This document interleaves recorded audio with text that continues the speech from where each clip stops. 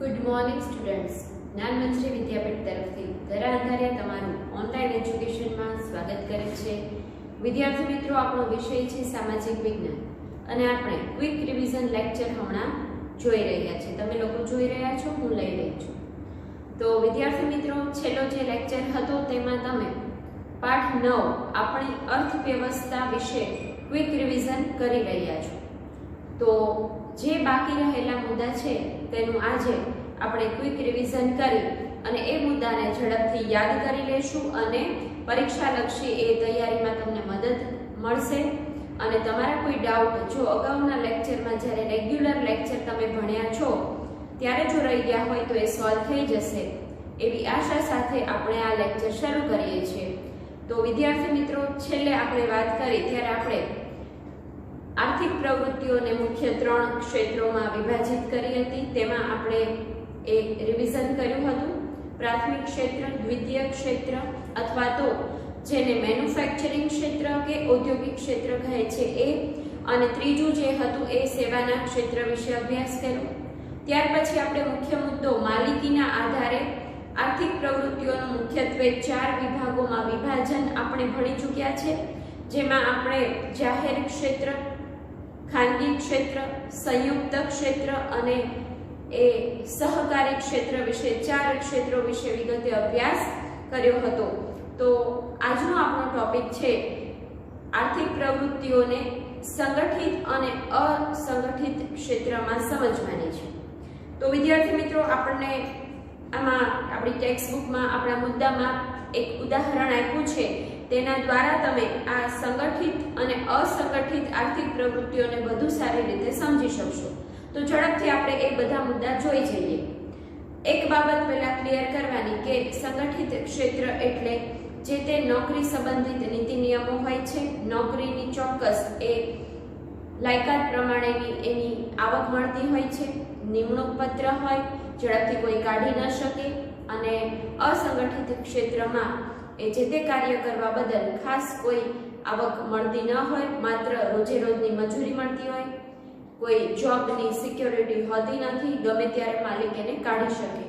તો આમ સંગઠિત અને અસંગઠિત ક્ષેત્રોના કેટલાક તફાવત જોવા મળતા હોય છે. તો વિદ્યાર્થી મિત્રો, આપણે કાંતા અને કમલની આ સંગઠિત અને અસંગઠિત ક્ષેત્રની પ્રવૃત્તિઓને એકવાર જોઈ જોઈએ. તો વિદ્યાર્થી મિત્રો, કાંતા છે તે સંગઠિત ક્ષેત્રમાં કાર્ય કરે છે, જ્યારે કમલ છે તે અસંગઠિત ક્ષેત્રમાં કાર્ય કરે છે. બંને જણા પડોશીઓ છે. કાંતા છે એ કાર્યાલયમાં કાર્ય કરે છે, જ્યારે કમલ છે એ નજીકની કરિયાણાની દુકાનમાં કાર્ય કરે છે. બરાબર? તો એ મજૂરી કામ કરે છે, જ્યારે અહીંયા આ ઓફિસ વર્ક કરે છે. કયું ક્ષેત્ર થયું? સંગઠિત ક્ષેત્ર કાંતાનું છે, જ્યારે કરિયાણાની દુકાનમાં મજૂરી કામ કરવું એ અસંગઠિત ક્ષેત્રમાં આવે છે. વિદ્યાર્થી મિત્રો, અહીં કાંતાનો કાર્યાલયનો સમય છે એ સવારે 9:30 થી 5:30 છે. એટલે કેટલા કલાક થયા ગણી જુઓ. 10:30, 11:30, 12:30, 1:30, 3:30, 4:30 અને 5:30. 8 કલાકની નોકરી થઈ. તો વિદ્યાર્થી મિત્રો, અહીંયા કાંતા છે તે કેટલા કલાક કાર્ય કરે છે? 8 કલાક. જ્યારે કમલનો સમય છે સવારે 8 વાગ્યાથી રાત્રિના 9, એટલે 8 થી 8 12 કલાક અને 9 એટલે કુલ કેટલા કલાક કાર્ય કરે છે? 13 કલાક કાર્ય કરે છે. અહીંયા કેટલા કલાક હતા? 8 કલાક. કામના કલાકો કેટલા વધી ગયા? 5 કલાક વધી ગયા. એવી જ રીતે મહિનાના અંતે કાંતાને પગાર મળે છે, ચોક્કસ નક્કી કરેલો, નિશ્ચિત કરેલો. જ્યારે અહીંયા આગળ કામના દિવસની રોજે રોજની મજૂરી કમલને ચૂકવવામાં આવે છે. કાંતાને પગાર સિવાય સરકારની ભવિષ્ય નિધિનો લાભ એટલે કે પીએફ, પેન્શન મળે છે. મેડિકલ ખર્ચ પણ એને મળે છે. જો બીમાર પડે તો એને મેડિકલ ખર્ચ પણ એ કાર્યાલય સંસ્થા દ્વારા આપવામાં આવે છે. અને અન્ય ભથ્થા પણ મળતા હોય છે, જેમ કે પેટ્રોલ અલાઉન્સ એ અન્ય ભથ્થામાં આવી શકે.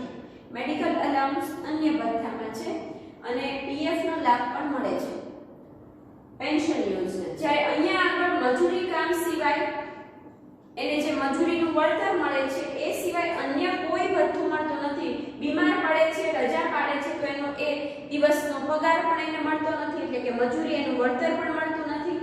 સાથે સાથે બીમારીનો જે ખર્ચો હોય છે દવાનો ને એનો એ પણ કોઈ મળતો નથી.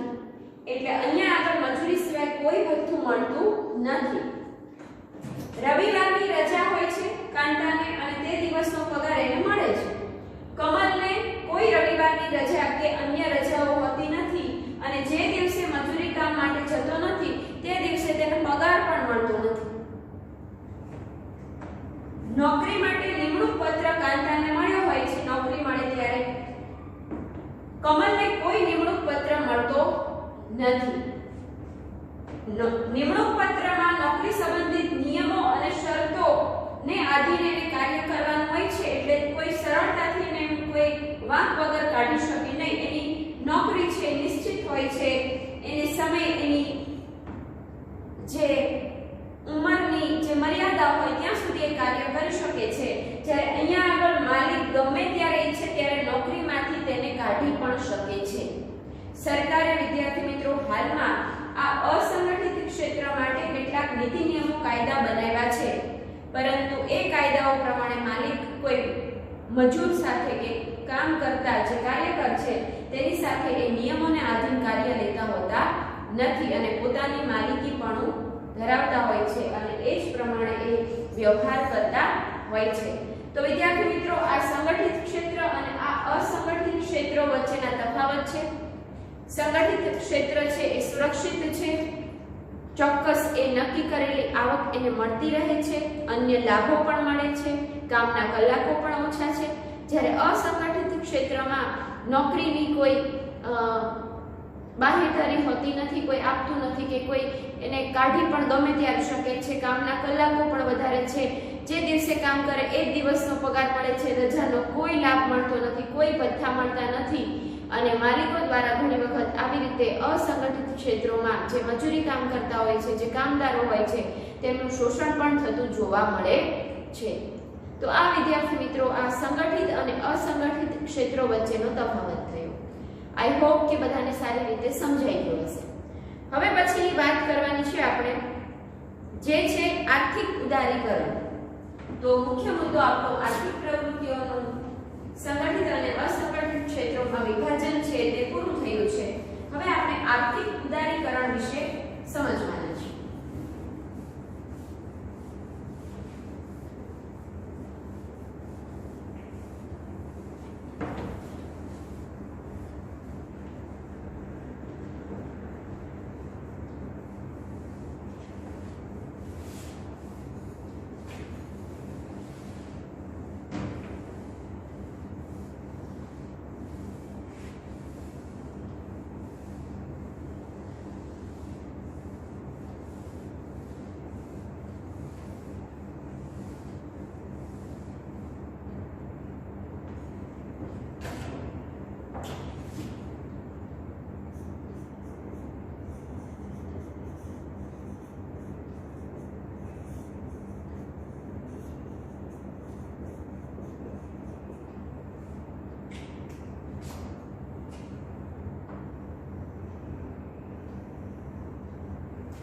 સૌપ્રથમ તો આપણે એ સમજવું પડે કે આ આર્થિક ઉદારીકરણ શું છે અને સરકારે ભારતમાં આવું વલણ શા માટે અપનાવ્યું. તો ઉદારીકરણની જરૂરિયાત અથવા તો સરકારને આ આર્થિક જે કેટલીક પ્રવૃત્તિઓ છે તેમાં કેટલાક ફેરફારો કરવા પડ્યા, નિયમોને આધીન જે તે બાબતો છે એમાં નિયંત્રણો હતા પહેલા સરકારના એ ઢીલા કરવા પડ્યા, કેટલીક પોતાની નીતિઓમાં ફેરફાર કરવા પડ્યા એવું જરૂરી લાગ્યું. શા માટે? તો વિદ્યાર્થી મિત્રો વિશ્વના પ્રવાહ સાથે સાથ રાખી અને હળીમળીને આગળ એની સાથે ચાલવા માટે, વિશ્વના પ્રવાહમાં ભળવા માટે, વિશ્વના દેશો અન્ય દેશો જે છે એમની સાથે ચાલવા માટે, ભારત દેશને આગળ જતા અત્યારે ભારત દેશ વિકાસશીલ દેશ છે એટલે શું તો કે વિકાસની ઘણી બધી પ્રક્રિયાઓ હજી ચાલુ છે, ઘણા બધા ક્ષેત્રો એવા છે કે જેમાં ભારતે હજી વિકાસ સાધવાનો છે.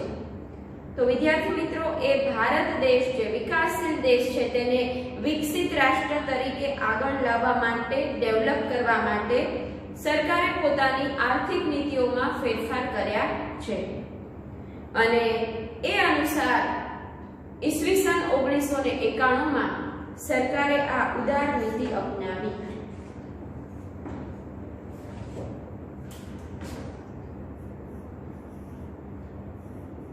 ઈસવીસન 1991 માં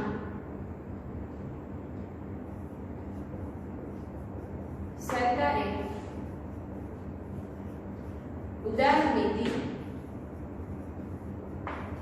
અપનાવી.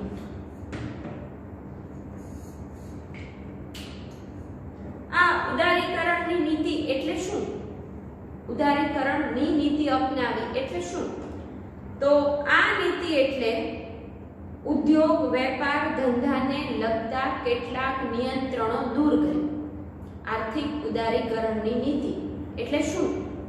તો કે જે ઉદ્યોગ, ધંધા, રોજગાર ચાલતા હતા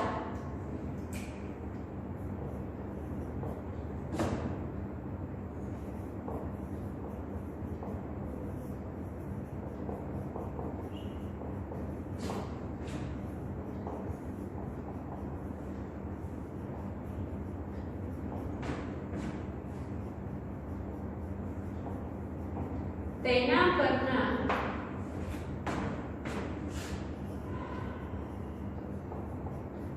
નિયંત્રણો દૂર કર્યા, છૂટછાટ આપી, કરવેરા ઘટાડ્યા. ટેક્સ જે ભરવો પડતો એ હવે ઘટાડી દીધું. સરળતાથી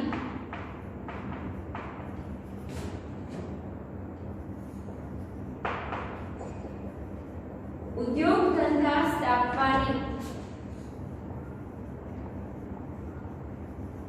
પરવાનગી આપવા લાગી. પરવાનગી મળી કોના તરફથી? સરકાર તરફથી. વસ્તુઓની આયાત અને નિકાસમાં પણ કેટલીક છૂટછાટ આપી. વસ્તુઓની આયાત અને નિકાસમાં સરકારે છૂટછાટ આપી અને નવા ઉદ્યોગો સ્થાપવા માટે અગાઉ આવી ગયું. મેં તમને અગાઉ વાત કરી કે સરળતાથી ઉદ્યોગ ધંધા સ્થાપવાની પરવાનગી સરકાર તરફથી હવે મળવા લાગી અને આ બધી છૂટછાટ જે આપીને એને સરકારે ઉદારીકરણ અપનાવ્યું છે એવું કહી શકાય, અથવા ઉદારીકરણની નીતિ અપનાવી છે. અને તેના કારણે ભારત છે એ વિશ્વના અન્ય દેશો સાથે વેપાર, ધંધા અને ઉદ્યોગોની બાબતમાં એક બની રહ્યું છે, આગળ આવી રહ્યું છે, ડેવલપ થઈ રહ્યું છે અને ભારતમાં વધુને વધુ ધંધા રોજગાર સ્થપાયા છે. વસ્તુની જે ક્વોલિટી છે એ વધુ સારી બની છે, કારણ કે ભારતને પણ વિશ્વના અન્ય દેશો સાથેના કોમ્પિટિશનમાં ટકવાનું છે અને પોતાની વસ્તુ વેચવાની છે અને નફો મેળવવાનો છે, વિશ્વના પ્રવાહ સાથે આગળ ભળવાનું છે. તો આમ વિદ્યાર્થી મિત્રો, સરકારે જે ઉદ્યોગ ધંધા રોજગાર પર ઉદાર નીતિ અપનાવી તેને જ ઉદારીકરણની નીતિ કહેવામાં આવે છે. તો ફરી વખત એકવાર જોઈ જઈએ. સરકારે આર્થિક નીતિમાં કેટલાક પરિવર્તનો કર્યા, ઉદાર નીતિ અપનાવી. કઈ સાલમાં? ઈસવીસન 1991 માં. આવો પ્રશ્ન એક માર્કમાં પૂછાય તેવો સમજવાનો. નવી આર્થિક નીતિ, ઉદાર નીતિ સરકારે ક્યારે અપનાવી? 1991 માં. શા માટે? તો કે વિદ્યાર્થી મિત્રો, આઝાદી પછી 1951 થી 1991 દરમિયાન, એટલે કેટલા વર્ષ? 61, 71, 81, 91, 40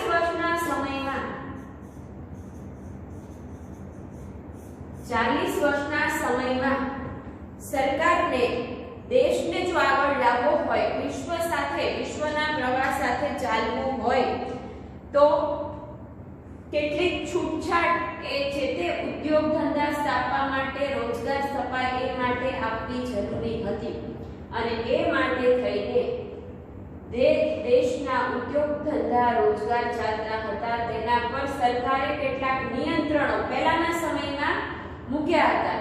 તો એ નિયંત્રણો સરકારે દૂર કર્યા, સરળતાથી નવા ધંધા રોજગાર સ્થાપવા માટે પરવાનગી આપી, કરવેરા જે ટેક્સ વસૂલવામાં આવતો એ ટેક્સનો દર ઘટાડી દીધો અને વસ્તુઓની આયાત નિકાસ કરવામાં પણ કેટલીક છૂટછાટ આપી અને એ કારણોસર આ નીતિ અપનાવ્યા પછી ભારતમાં વધુને વધુ ધંધા રોજગાર સ્થપાયા, દરેક લોકોને વધુને વધુ રોજગારી મળી અને જે તે દેશની પ્રગતિ, રાષ્ટ્રની પ્રગતિમાં પણ એના લીધે વધારો થયો અને ભારત દેશ છે એ વિશ્વની સાથે ચાલવા માટે સક્ષમ બન્યો છે. તો આ હતું ઉદારીકરણ અથવા તો ઉદારીકરણની નીતિ. હવે આપણે એના આધારે બીજો ટોપિક સમજવાના છીએ જે છે ખાનગીકરણ. હવે આપણે વાત કરીએ ખાનગીકરણ.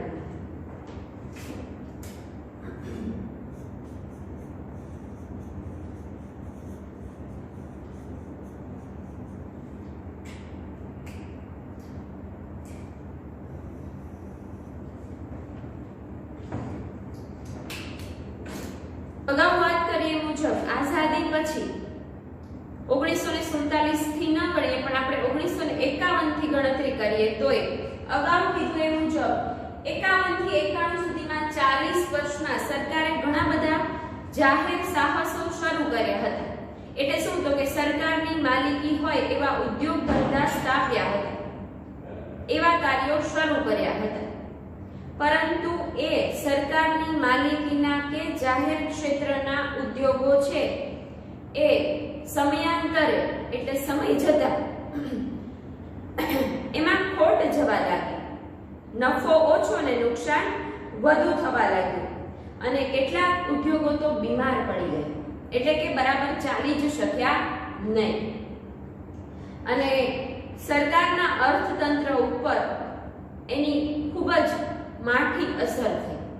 બરાબર ચાલી ન શકે, ખોટ જાય એટલે એની પાછળનું કેટલું બધું રોકાણ હોય, એનું સંચાલન, એની દેખરેખ રાખવાની હોય, એને જે તે કર્મચારીઓને પગાર ચૂકવવાના હોય.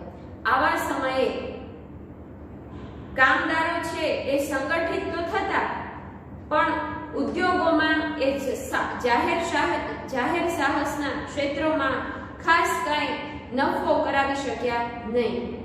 કારણ કે એની પાછળ જો કોઈ બાબત જવાબદાર હોય તો કામદારોની કામચોરી, બિનકાર્યક્ષમતા, બરાબર કામના કલાકોમાં હાજર ન રહેવું, હાજર હોય તો કાર્ય એ ન કરવું, એને જવાબદારી સોંપી હોય એ બરાબર ન પૂરી કરવી, કારણ કે એમને એવું લાગે કે અહીંયા કોણ જોવા આવવાનું છે અને સરકારનું સંચાલન એ સમયે બરાબર નથી થઈ શકતું, સરકાર બરાબર દેખરેખ નથી રાખી શકતી અને એ કારણોસર સરકારને આવા જે ઉદ્યોગ ધંધા હતા એ ખોટ જતા હતા. એવા સમયે આ જાહેર ક્ષેત્રોને, જાહેર સાહસોને એ ખાનગી સાહસોને સોંપવા પડે, કારણ કે એ સમયે વિશ્વમાં ગુણવત્તાની બોલબાલા હતી. સારી ગુણવત્તાવાળું કાર્ય કે સારી ગુણવત્તાવાળી જે તે વસ્તુઓ વિશ્વના બજારોમાં બીજા દેશો દ્વારા પણ મૂકવામાં આવતી, કારણ કે વૈશ્વિકીકરણની અસર પણ જોવા મળતી હતી. જેમ કે એક વસ્તુ પેનની બનાવટ એક કંપની કરતી હોય એવી બીજી 25 કંપની એવી જ પેન બનાવતી હોય, પણ જો ઓછી કિંમતે સારી ક્વોલિટીની પેન જો વેચવી હોય તો એણે એની ક્વોલિટી સારી કરવી પડે, પૈસા ઓછા હોવા જોઈએ, કોઈ એવી આકર્ષક ઓફર આપવી જોઈએ તો એ જે તે વસ્તુ બજારમાં ટકી શકે. પણ અહીંયા તો જાહેર ક્ષેત્રના જે સાહસો હતા, જે ઉદ્યોગો હતા એ ખોટે ચાલતા હતા, ખોટ જતી હતી, કારણ કે કર્મચારીઓની કામચોરી હતી. ખાનગી સાહસો હતા જે બીજા કમ્પેરેટિવ સરકારે જે સાહસો ઉદ્યોગો શરૂ કર્યા હોય એની જગ્યાએ એની સામે ખાનગી માલિકી દ્વારા એવા જ ઉદ્યોગો ચાલતા હોય એમાં નફો થતો હતો અને આ બધી પરિસ્થિતિને જોતા સરકારે જે જાહેર ક્ષેત્રના ઉદ્યોગ ધંધા કે સાહસો શરૂ કર્યા હતા તેમને ખાનગી જે તે માલિકોને સોંપી દીધું અને એને જ આ પરિસ્થિતિને જ ખાનગીકરણ કહેવામાં આવે છે. સરકાર જાહેર સાહસોમાંથી ખસવા લાગી અને ખાનગી માલિકીને સોંપવા લાગી અને જો સંપૂર્ણ ખાનગી માલિકીને ન સોંપે તો સંયુક્ત સાહસ પણ કરવા લાગી. એટલે શું? અગાઉ વાત કરી ચૂક્યા છે. સંયુક્ત સાહસ એટલે શું?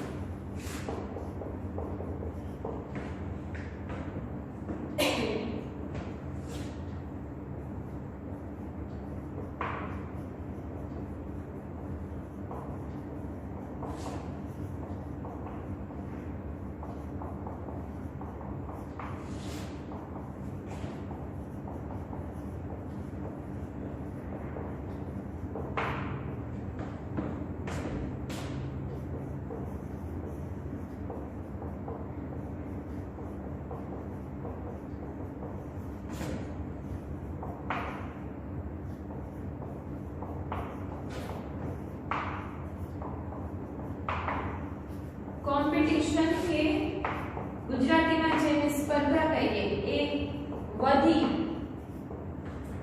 અને કામદારોની બિનકાર્યક્ષમતા કામચોરીના લીધે જાહેર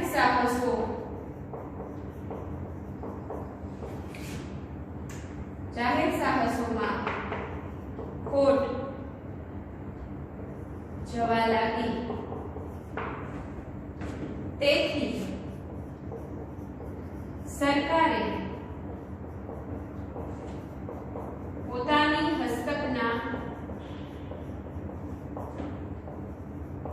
એકમો ખાનગી માલિકોને સોંપ્યા તેમજ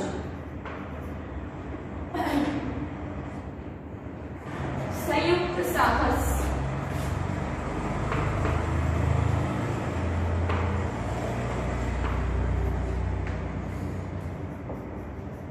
શરૂ કર્યો.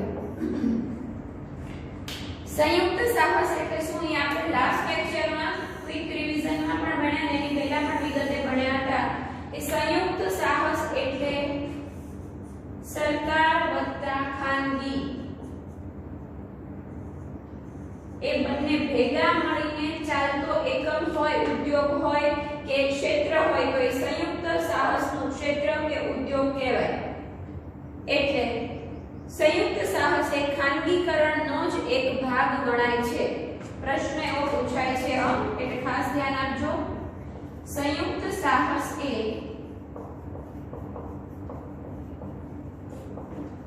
ખાનગીકરણનો જ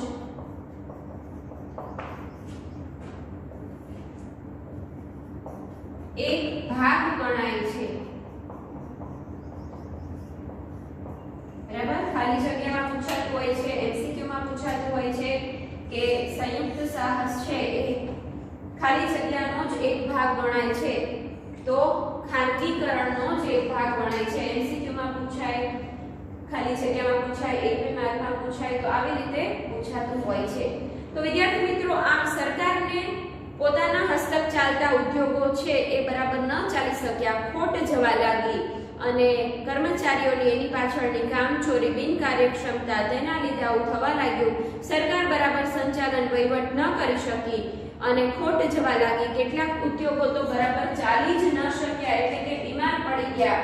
અને બીજી તરફ એ વસ્તુની જે ક્વોલિટી હોય છે એમાં વિશ્વમાં ગુણવત્તાની દ્રષ્ટિએ તમે જુઓ તો કેટલી બધી વસ્તુઓ છે એની વચ્ચે સ્પર્ધા હતી, બોલબાલા હતી. સારી વસ્તુ જ લોકો ખરીદવાના છે, ખરાબ વસ્તુ કોઈ ખરીદશે નહીં.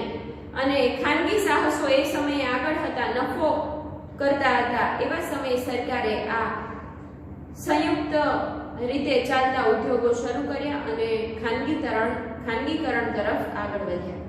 તો આમ એમને જે ખોટ જતી હતી એના બદલામાં અમુક ટકા જે નફો થાય એ સરકારને મળવા લાગ્યો. સંયુક્ત સાહસ વધારે પ્રમાણમાં થવા લાગ્યું. સરકારે પોતાની સાથે સાથે ખાનગીને પણ જોડી દીધું. જેમ કે આપણે વાત કરી હતી કે ભાવનગરમાં જે પહેલાના સમયમાં મ્યુનિસિપાલિટી હસ્તક જે બસો ચાલતી હતી એ હવે તમે જુઓ તો બંસી નામની કંપની ચલાવે છે. બંસી લખેલું હોય છે. તો એ શું છે? સરકાર અને ખાનગી કંપની જોડાય અને એ સેવા છે એ લોકો સુધી પહોંચાડે છે. એવી જ રીતે આપણે વાત કરીએ તો ઘણી બધી એવી સેવાઓ છે કે જેમાં આવું થતું હોય છે. જેમ કે ગ્રાન્ટેડ શાળાઓ, અગાઉ પણ આ ઘણી બધી વખત ઉદાહરણ આપેલું છે કે સરકાર હસ્તક 60% હોય છે, જ્યારે ખાનગીમાં 40%, એમ કુલ 100% શાળા ચાલતી હોય છે. એવી શાળાને ગ્રાન્ટેડ શાળાઓ કહેવાય. તો આમ એ સંયુક્ત સાહસ દ્વારા ચાલતું હોય છે. હવે પછીની વાત જે કરવાના છે એ છે વૈશ્વિકીકરણની વાત.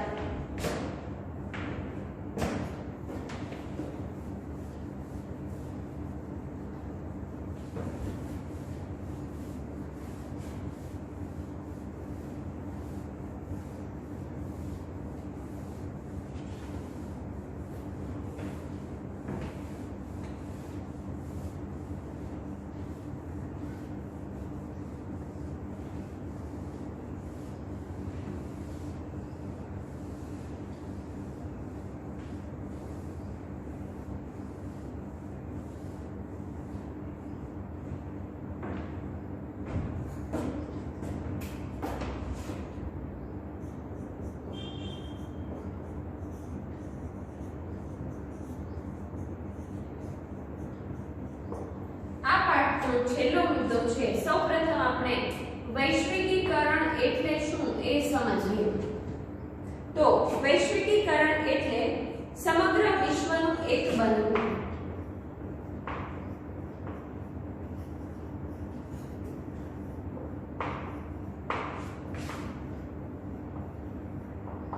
એને વૈશ્વિકીકરણ કહેવાય. અથવા તો એકબીજાની નજીક આવવું. એકબીજા દેશો એકબીજા સાથે અહીંયા વેપાર કરે અને દરેક દેશને એ જે તે વસ્તુનો લાભ મળે, ઓછી કિંમતે સારી વસ્તુ મળે, એ અહીં એનો હેતુ છે. વૈશ્વિકીકરણથી અગાઉ કીધું એ મુજબ વિશ્વનો કોઈ પણ દેશ વિશ્વના અન્ય બીજા દેશ સાથે સરળતાથી વેપાર ધંધો કરી શકે એ દ્રષ્ટિએ અહીંયા વૈશ્વિકીકરણ લેવાનું છે. સમગ્ર વિશ્વનું એક બનવું એટલે વિશ્વના દેશો વચ્ચે વેપાર ધંધા સારી રીતે ચાલવા, વિકાસ પામવા, વેપાર ધંધા કરી શકાય. તેનાથી એકબીજા દેશોની બજારો અને ઉત્પાદનોમાં એકીકરણ થયું છે, જોડાણ થયું છે. એકીકરણનો મતલબ જોડાણ થયું. ઉત્પાદનમાં પણ જોડાણ થયું છે અને બજારો પણ બધા ધરાવતા હોય છે. જેમ કે તમે ઘણી બધી કંપનીઓ, મોબાઈલ કંપનીઓ તમે જોઈ લો કે ચાઇનાના કેટલા બધા ફોન આપણા વેચાવા ભારતમાં આવે છે ને, બજાર ધરાવે છે ને ભારત. એવી રીતે ટીવીની કેટલીક કંપનીઓ તમે જોઈ લો કે ઇલેક્ટ્રોનિક્સ આઇટમ ઘણી બધી વેચાતી હોય છે, એની વાત કરી લો કે તમે ટૂથપેસ્ટ જો જોવો તો એ પણ તમે જોજો મેડ ઇન ઇન્ડિયા કેટલું છે અને મેડ ઇન અન્ય બીજા કન્ટ્રીનું કેટલું આપણે વાપરીએ છીએ. તો આપણા ભારતમાં એ બધી વસ્તુઓ વેચાતી હોય છે. જેમ કે ચાઇનામાં બનતી વસ્તુઓ વધારે ને વધારે વેચાય છે. જેમ કે ચાઇનાના બનાવેલા ફટાકડા આપણે વાપરીએ છીએ, દિવાળીમાં એની બનાવેલી સિરીઝ વાપરીએ છીએ. ચાઇનાના રમકડા અત્યારે ભારતના 80% બજારોમાં વેચાય છે. તો આ બધું શું છે? તો કે અન્ય દેશોમાં બનતી વસ્તુઓનું બજાર ભારતમાં છે. બરાબર? તો આમ ઉત્પાદન અને બજાર છે એ વિશ્વના દેશો વચ્ચે હોય છે. એકબીજા દેશો વચ્ચેના પરસ્પર સંબંધ અને તીવ્ર એકીકરણની આ પ્રક્રિયા એટલે જ વૈશ્વિકીકરણ. અને વૈશ્વિકીકરણને જો મદદ કરનાર અને ઉત્તેજન આપનાર જો કોઈ પ્રક્રિયા હોય, વૈશ્વિકીકરણ વધ્યું છે એની પાછળ જો કોઈ જવાબદાર હોય તો એ છે માહિતી તકનીકીમાં આવેલ ફેરફાર. અથવા માહિતી તકનીકીમાં આવેલ અભૂતપૂર્વ ક્રાંતિ. માહિતી તકનીકી એટલે ઇન્ફોર્મેશન ટેકનોલોજી. એ સેવામાં વધારો થયો એટલે વિશ્વના દેશો એક બની શક્યા. એટલે શું? તો કે પહેલાના સમયમાં વિચાર કરો, ફોનની એટલી સુવિધાઓ હતી. પહેલાના સમયમાં સંદેશો પહોંચાડવો હોય તો એ સંદેશો કેટલો મોડો પહોંચતો. તો અત્યારે તમે જુઓ, એક મેલ કરવાથી ઝડપથી એ જ મિનિટે એ વ્યક્તિને તરત ને તરત મેલ મળી જાય છે. ફોન કોલ કરી અને ઝડપથી આપણે ઓર્ડર લખાવી શકીએ છીએ, ઓર્ડરની જે તે બાબતો કહી શકીએ છીએ. આવું થઈ શકે છે ને?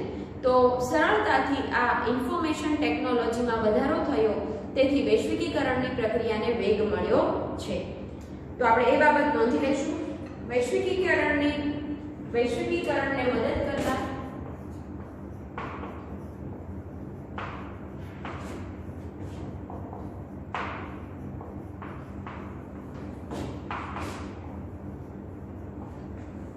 મદદ કરતા અને ઉત્તેજન આપનાર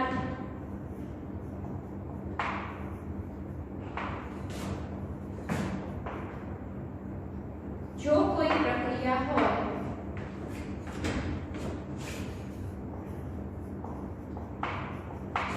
તો તે માહિતી તકનીકીમાં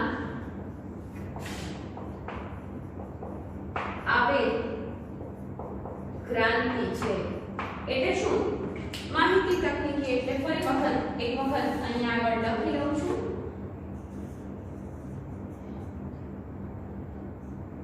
ઇન્ફોર્મેશન ટેકનોલોજી. ઇન્ફોર્મેશન ટેકનોલોજીમાં આવેલ ક્રાંતિ, જેના લીધે આ વૈશ્વિકીકરણ વધ્યું છે.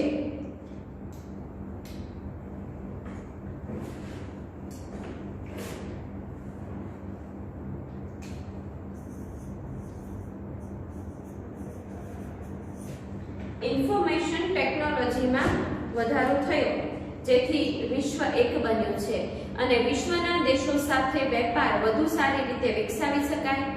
એ વેપારી જે તે સંબંધો છે એ સારા રહે તે માટે એક સંસ્થા કાર્ય કરે છે, અને જે છે WTO, વિશ્વ વ્યાપાર સંગઠન. તો વિશ્વ વ્યાપાર સંગઠન એની વિશે લખી લઈશું. વિશ્વ વ્યાપાર સંગઠન, જેને અંગ્રેજીમાં WTO મતલબ કે વર્લ્ડ ટ્રેડ ઓર્ગેનાઇઝેશન કહે છે.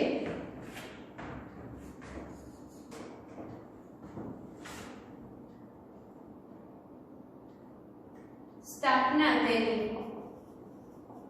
ઈસવીસન 1999 માં થઈ. તો આ જે 1995 માં થઈ.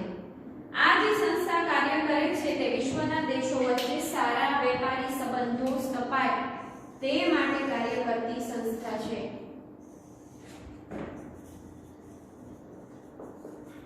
વિશ્વના દેશો વચ્ચે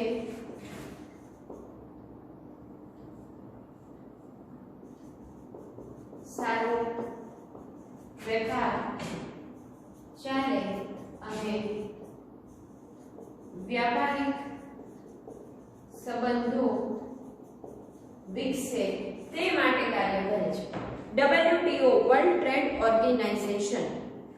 હવે વિદ્યાર્થી મિત્રો, આ સંસ્થા કાર્ય કરે છે, વિશ્વના દેશો બધા એક બન્યા છે અને વધુ ને વધુ વેપાર ધંધા વિકસ્યા છે અને અલગ અલગ દેશની અલગ અલગ વસ્તુઓ દરેક દેશમાં વેચાતી થઈ છે. જેમ કે આપણા પાર્લેજી બિસ્કિટ છે એ આખા ઓલ ઓવર વર્લ્ડમાં બધી જગ્યાએ વેચાવા જાય છે. એવી રીતે એશિયન પેઇન્ટ્સ કંપની છે એ પણ બધી જગ્યાએ એની વસ્તુ, એ જે કલર છે એ જતા હોય છે.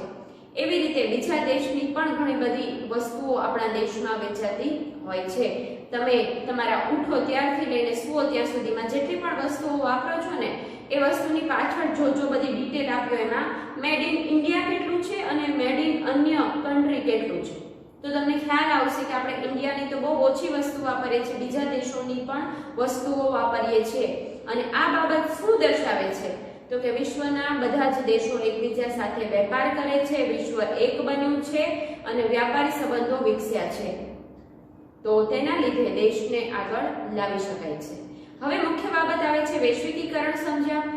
વિશ્વના દેશો વચ્ચે વેપાર ચાલે એ માટે આ સંસ્થા સમજ્યા. હવે વૈશ્વિકીકરણની કેટલીક અસરો જોવા મળે છે. તો વૈશ્વિકીકરણની અસરોમાં મુખ્ય કઈ કઈ બાબતો આવે?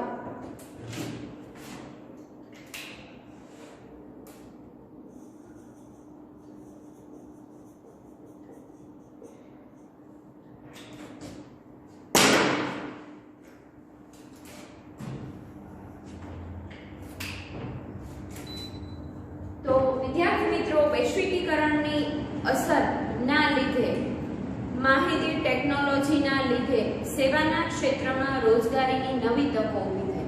એટલે લોકોને વધુ રોજગારી મળે. એટલે જે બેકારીનું પ્રમાણ હતું, જે બેરોજગારીનું પ્રમાણ હતું, એમાં ઘટાડો થયો.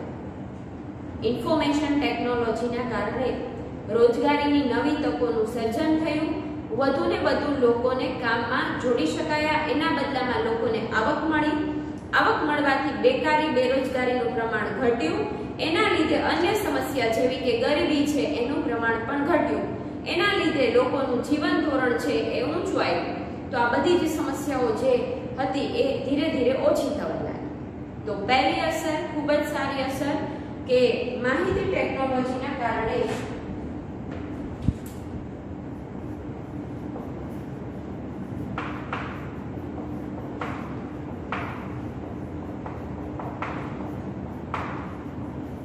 નવી રોજગારીની તકોનું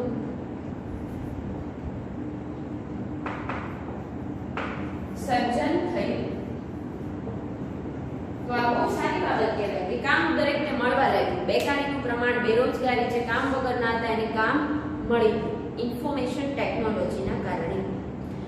દેશના આર્થિક વિકાસની ગતિ છે એ વધી, ડેવલપમેન્ટ વધ્યું. કેવી રીતે વધ્યું? તો કે phone, fax, mobile, email, internet, video conference જેવા સાધનોથી માહિતી છે એ એક દેશને બીજા દેશમાં મોકલવી હોય તો એની પાછળનો ખર્ચ ઘટી ગયો અને ઝડપથી એ જે તે માહિતી છે એ પહોંચવા લાગી, જેના લીધે આપણા દેશની જે આર્થિક વિકાસની ગતિ હતી એ ઝડપી બની. એટલે ડેવલપમેન્ટ ઝડપી થવા લાગ્યું, વિકાસની ગતિ વધી. તો શેના લીધે? Information technology. કયા કયા ક્ષેત્રોમાં, કઈ બાબતોમાં, કેવા કેવા સાધનો દ્વારા? તો કે phone, fax, mobile, email, internet, video conference, આ બધાના ઉપયોગથી ઓછા ખર્ચે ખૂબ ઝડપથી માહિતીની આપ-લે થઈ અને જેના લીધે દેશની આર્થિક વિકાસની ગતિ વધી. પછીની અસર જોઈએ તો ટૂંકમાં આપણે અહીંયા લખી લઈશું આર્થિક વિકાસની ગતિ વધી.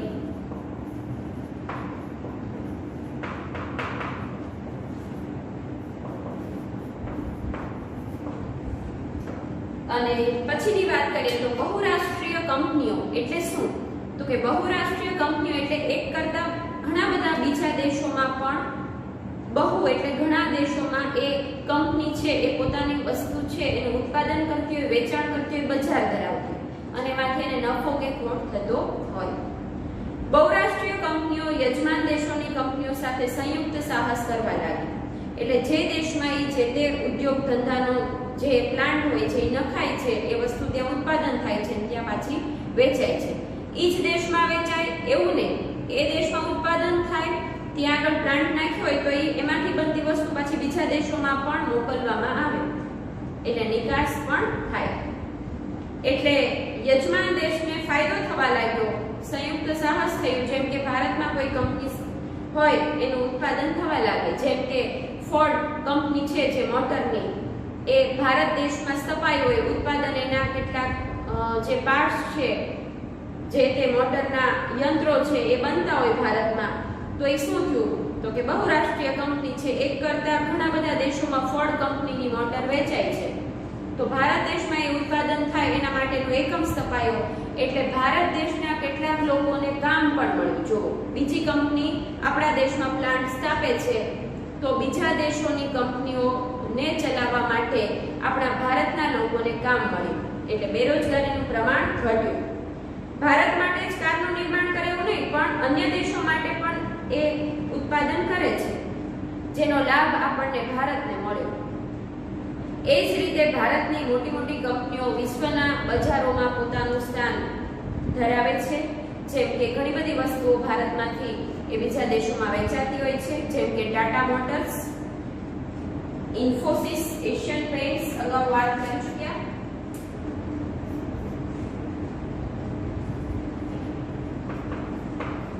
યજમાન દેશોને લાભ થયો સેનાથી? વૈશ્વિકીકરણ.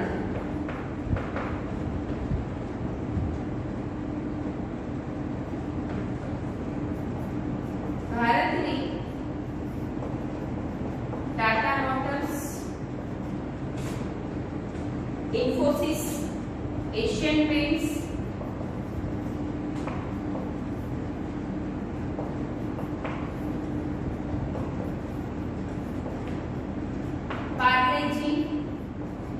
બિસ્કિટ જે છે એ બીજા દેશોમાં વેચાય છે. તો આંતરરાષ્ટ્રીય સ્તરે આ જે તે વસ્તુઓ વેચાય છે ને એમાંથી આપણને નફો મળે છે, આપણો વેપાર છે એ વિકસે છે. એટલે આ જે તે કંપનીનો વેપાર વિકસે એટલે સાથે સાથે દેશનું ડેવલપમેન્ટ પણ વધે છે. અને છેલ્લી બાબત, તીવ્ર સ્પર્ધાથી માલ સામાનની ગુણવત્તા જળવાય છે. હવે વિશ્વના બધા જ દેશો એક વસ્તુનું ઉત્પાદન કરતી હોય, જેમ કે એક પેન છે, અગાઉ કીધું એ મુજબ એવી જ પેન બીજી 25 કંપનીઓ વેચતી હોય, તો એવા સમયે શું થાય? કોમ્પિટિશન વધે, સ્પર્ધા વધે. તો સ્પર્ધા વધે એટલે દરેકને પોતાની વસ્તુ વેચવી હોય, એટલે ગુણવત્તા કેવી રહેશે? સારી રહેશે. દરેક વસ્તુની ગુણવત્તા દરેક કંપનીઓ જે બનાવે છે એ સારી ગુણવત્તાની વસ્તુ આપવા પ્રયત્ન કરશે અને એની કિંમત પણ ઓછામાં ઓછી રાખશે, જેથી કરીને એનો માલ છે, એની કંપનીની પેન છે એ વેચાય. એટલે સારી ગુણવત્તાવાળી અને ઓછી કિંમતે વસ્તુ મળવા લાગે.